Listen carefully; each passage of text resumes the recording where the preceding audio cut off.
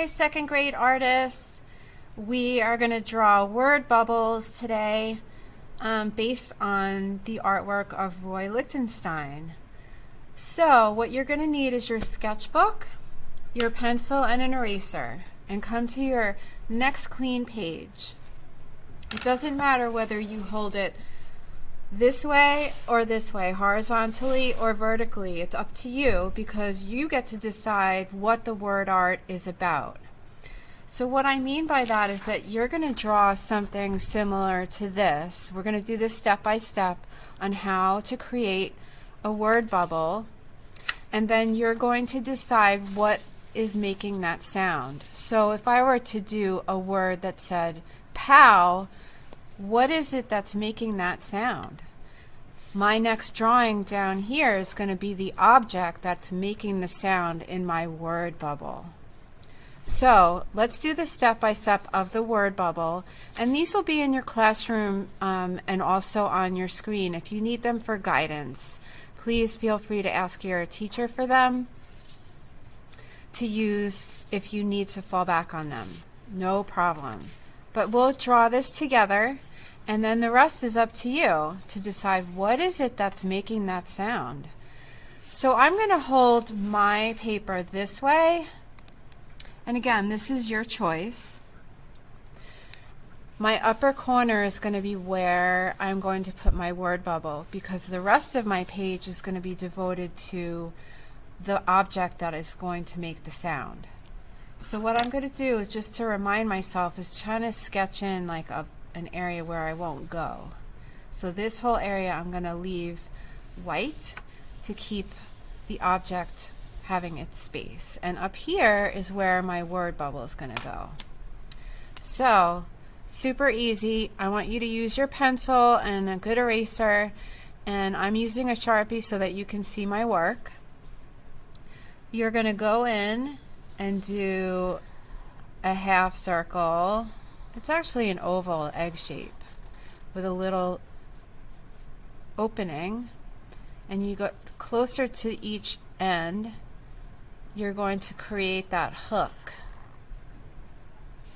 So it's almost like a shark fin. If you were to hold it this way, it looks like a shark fin.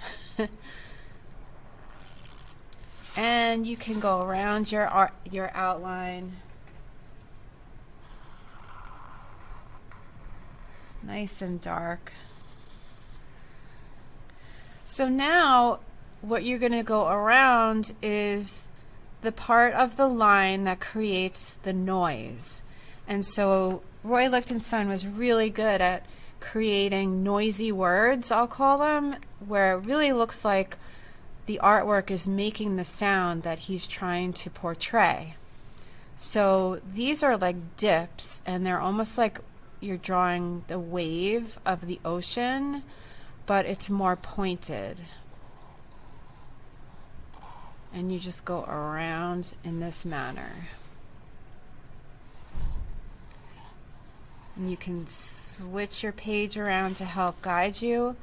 And again, you're using a pencil, so feel free to slow this down and make things the way you would like them to be. This is a guideline. So when you get all the way around, you can adjust it and fix it. And as you notice from our sample here, there's some thicker lines and darker lines to make it look like it has dimension. So you can add those elements as well by just making thicker lines in certain areas that make the words stand out.